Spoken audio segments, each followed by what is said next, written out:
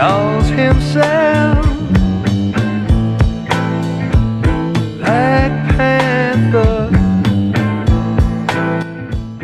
Today we're going to be talking about one of the lost consoles to video game history. The Atari Panther was slated to be released during the early 1990s.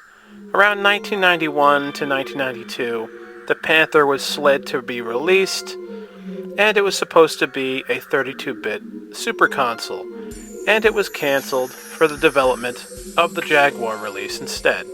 This made things more exciting when the Jaguar launched because of how they marketed the console and boasting it was 64-bit.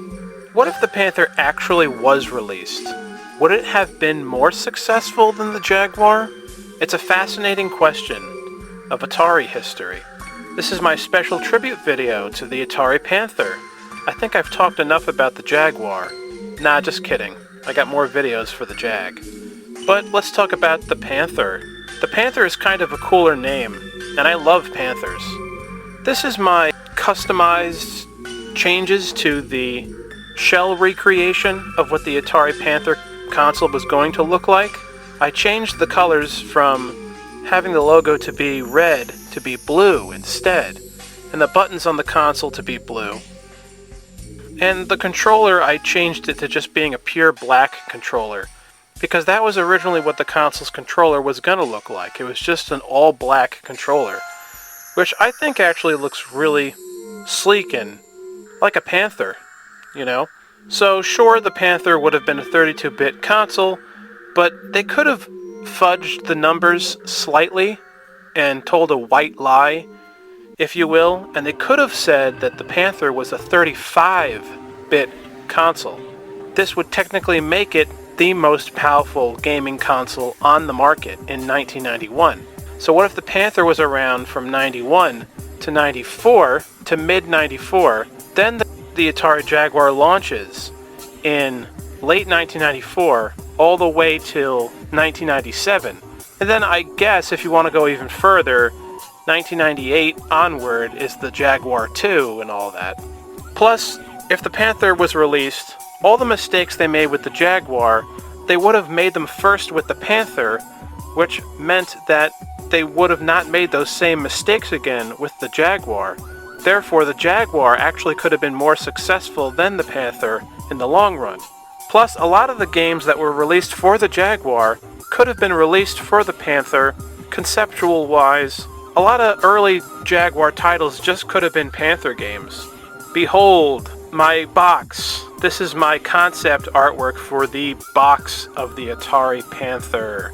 Have a painting of a panther on the box, right there on the box, right in your face. I thought it was cool to have the panther's claws touching the game controller like he's about to play the system. Have the Rainbow Atari logo on the box, you know, make people nostalgic, and call it the Atari Panther Super Console in the marketing. I think that's a cool title. The Atari Panther Super Console. 35-bit right on the box, the color blues everywhere, awesome gray bland box background, which makes the stuff in the front really pop, and the tagline was, "The most powerful console on planet Earth." And at the time, in 1991, it would technically actually be the most powerful console on the market, at least for like 2 years, so it wouldn't be a lie necessarily.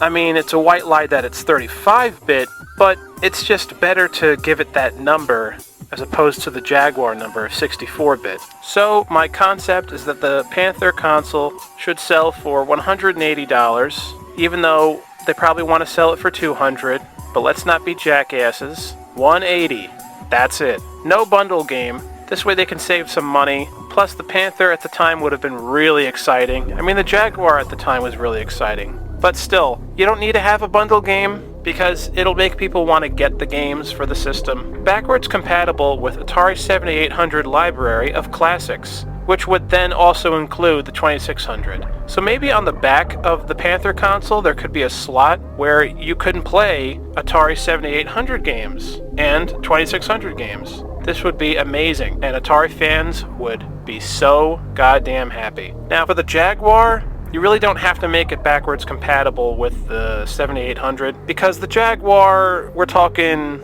mid-94 and onward, less people are playing, 2600 games. But at this time in 1991, they still had the 7800 still making games, I think, at least a tiny bit. So it's fine to have it included with the Panther. I mean, I guess if you want, the Jaguar itself could have been backwards compatible with the Panther library as well. Now that would have been really sick. But anyway, the game console launches with 5 exclusive games. 5 is an excellent number, an amazing number to launch a proud, boastful, confident console. Each game costs $50, not 60, not 70. I saw some price numbers they had for the Jaguar games. Frickin' Ultra Vortec they had on retail when it sold originally in 95.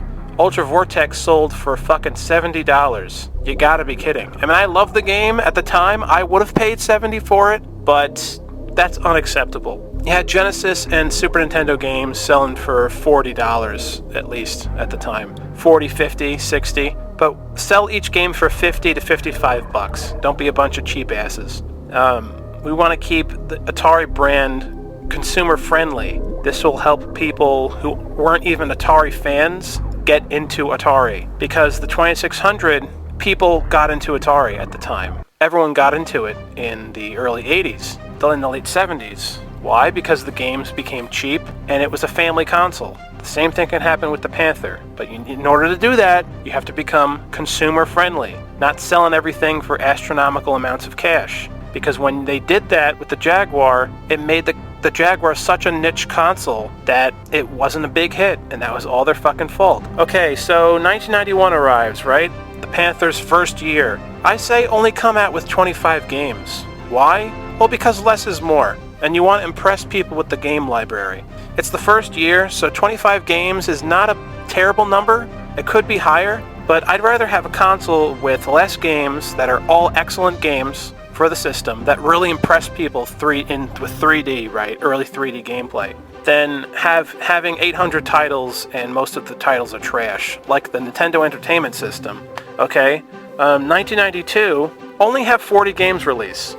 Yeah, I know the Panther could get more games than 40 games, but think about how excellent the console could be with quality control, because that was Atari's problem with the 2600. They had too many games for it. There was a flood of garbage on the system, and now looking back, it's nostalgic garbage, but still, a system doesn't need to have like billions of games.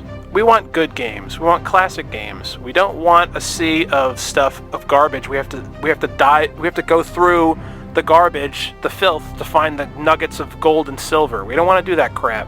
1993, 35 games release. Maybe this number could be higher for 93. After all, this is like the middle year of the system. So that's, negotiable. 1994, the Panther's winding down, and they're marketing the Jaguar. So really, it's the final year of the Panther, but still, it's selling well, so why not still make some Panther games? You can come out with 18 really stellar games for the Panther in 94. I noticed game consoles get way better as the life goes on. Some of the greatest games for video game consoles are during its final 2 years. It's happened in history tons of times, especially with the N64, etc. Sega Saturn's best games came out during its final 2 years. I think this is a good business plan. A lot of people would be getting all pissed off if I told people this was the business plan. Only have this amount of games per year, but you can't be a bunch of jackasses. This would be successful. So here are my box art recreations of Panther games. Cybermorph. I changed the logo to be like teal or bronze, kind of goldish. It looks much better than that, silver-looking logo. I added a rainbow at the back of the ship. I added my cool holographic Rainbow Panther sticker right next to the Atari logo. That would be really cool for people to see on the store shelves, right? Here you got it. You got the blue colors, Panther, 35-bit, same thing. Cybermorph was actually originally just a Panther title, and it's the only confirmed, to this day, Panther title. So when you're playing Cybermorph on your Jaguar, you're actually playing a Panther video game, Atari Panther video game.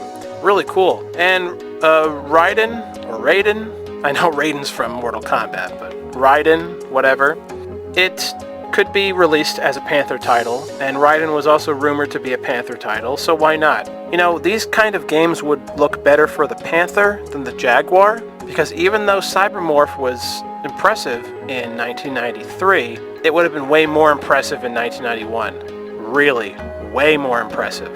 Plus, it would have predated Star Fox on Super Nintendo. That's a big deal.